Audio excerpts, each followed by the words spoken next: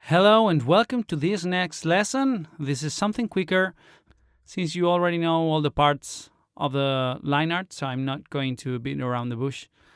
What I was telling you about the ears before is that you'll have to cut them in a different way on the curved zone that looks like a semicircle, so it can be attached to the head without the aid of any tab. As you see in this case, we're using symmetry to work on the line art because it's something that makes our work easier and faster.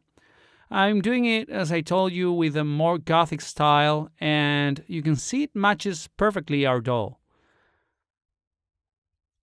We would have on one side the dress, then the boots with all the details on them, and after this we'll be inking the first outfit.